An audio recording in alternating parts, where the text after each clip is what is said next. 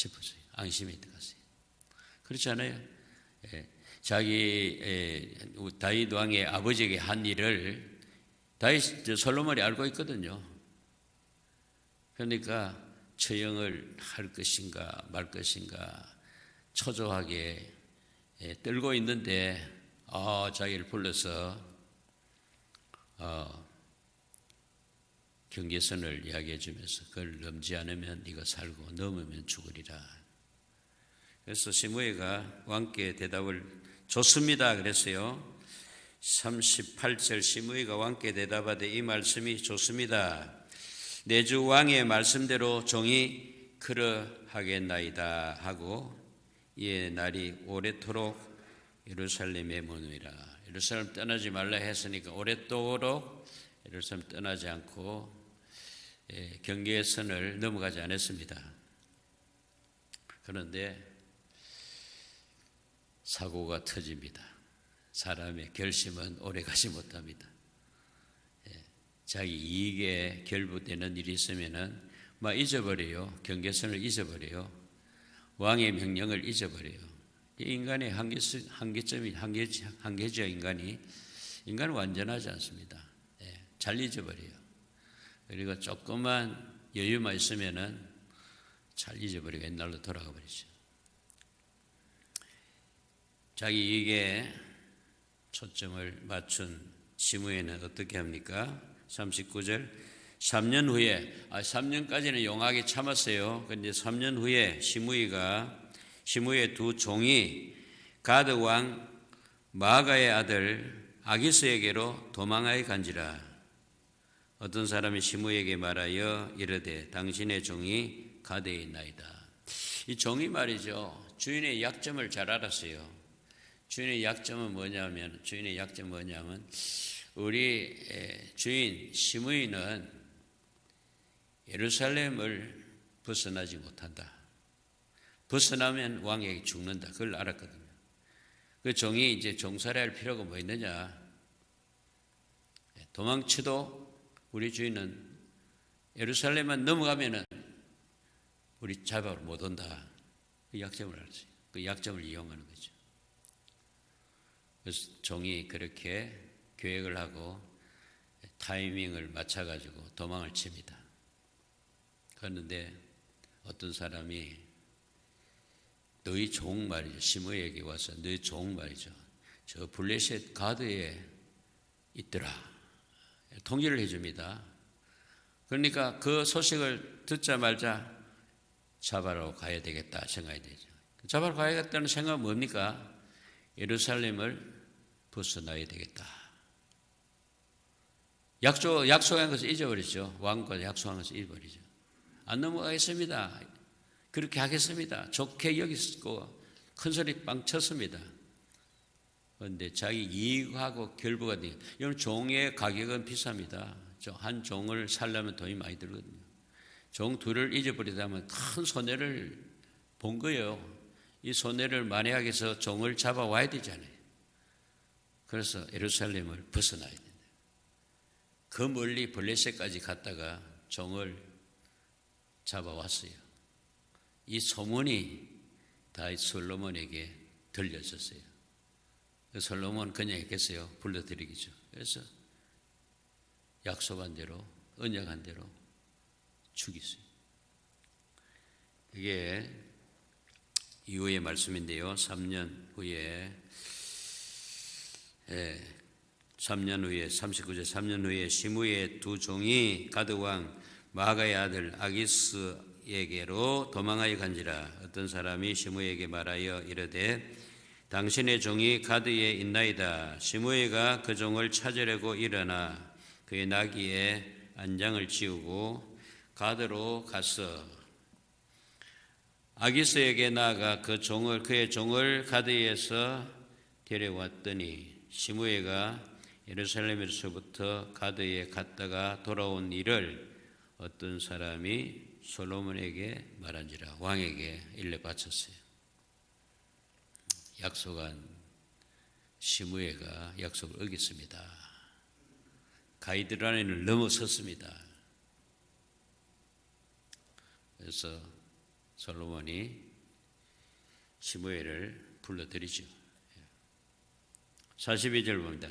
왕이 사람을 보내어 시므엘을 불러서 이르되 네가 너에게 여호와를 두고 명세하게 하고 경고하여 이르기를 너는 분명히 알라. 네가 밖으로 나가서 어디든지 나가는 날에는 죽임을 당하리라 하지 아니하였느냐. 네가 그렇게 하기로 약속하지 않았느냐. 예루살렘을 떠나면 죽이도 좋겠다고 이야기하지 않았느냐 질문을 합니다. 42절 왕이 사람을 보내 시므엘을 불러 이르되 내가 너에게 여호와를 두고 명세하게 하고 경고하여 이르기를 너는 분명히 알라. 너는 밖으로 나가서 어디든지 나가는 날엔 죽임을 당하리라 하지 아니하였느냐. 너도 내게 말하기를 내가 들은 말씀이 옳으니이다. 동의를 했습니다. 하였거늘 43절 네가 어찌하여 여호와를 두고 한 명세와 내가 내게 이런 명령을 지키지 아니하였느냐. 왜 명세를 안 지켰죠? 왜 시므엘은 그 약속을 깼죠? 자기 이익과 결부되어 있기 때문에 손해보기 싫어서 종을 그냥 놓아줄 수 없다는 거죠. 끌고 와서 종사를 시켜야 자기가 사니까 자기 이익을 결부시키니까 솔로몬과의 약속을 잊어버린 거죠. 깨버린 거죠. 그래서 네 이익을 우선하면은 하나님이 약속이고 뭐고 들리지도 않고 생각나지도 않고 깨버리죠. 우리도 오늘도 그렇게 살는지 몰라요. 어제도 우리 말씀을 들었고 오늘 새벽에도 말씀을 들었지만은 딱 나가서 어떤 손해가 되겠다 손익 계산을 해볼 때 대부분 손해를 선택하지 않고 이익을 선택하죠. 내 이익에 의해서 움직이잖아요. 그래서 시므엘만 이런 게 아니라 우리도 가능성이 충만합니다. 충만해요. 여러분 시므엘은 은혜를 입은 사람입니다.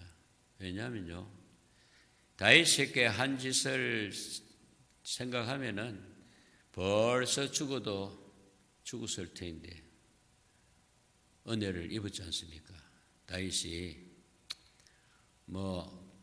도망칠 때는 시므엘가 조롱을 했지만은 돌아올 때는 시므엘가 자기가 살라고 자기 한 일을 아니까 살라고 다윗 왕을 앞서 와가지고 영접을 한 그것을 보고 용서를 했지 않습니까? 은혜를 베풀지 않습니까?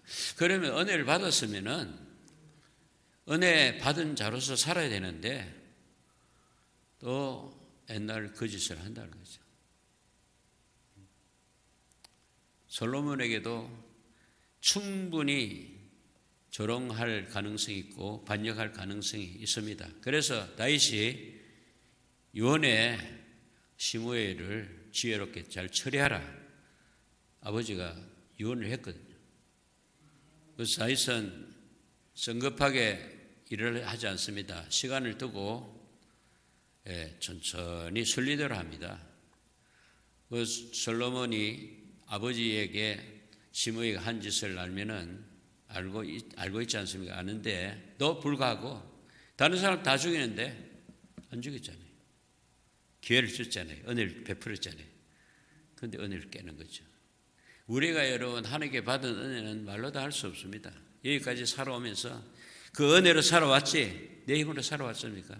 그런데 불구하고 죽는 날까지 여전히 은혜를 잊어버리고 늘 하나님을 반역하고 불순종하고 내 이익을 위해서 내 목적을 위해서 산다면은 시므엘이나 다름이 없어요.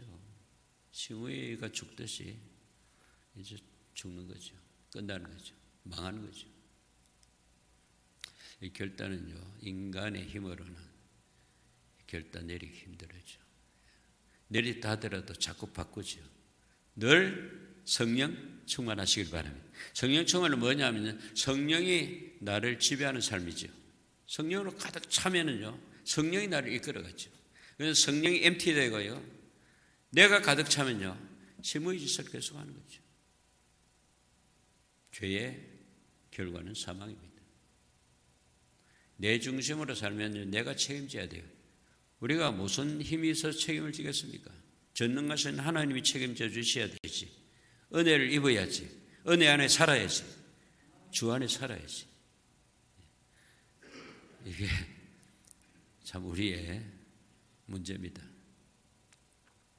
이 문제를, 자기 문제를 반면교사인 시므엘을 통해서 알게 하시는 것도 은혜입니다. 사실 은혜를 입었으면은 순간순간 하루하루 매일매일 은혜 안에서 주님 먼저 생각하고 나를 죽이고 나를 부인하고 십자가 지신 주님을 내 십자가 지고 따라가는 저와 여러분이 되기를 저는 축원합니다.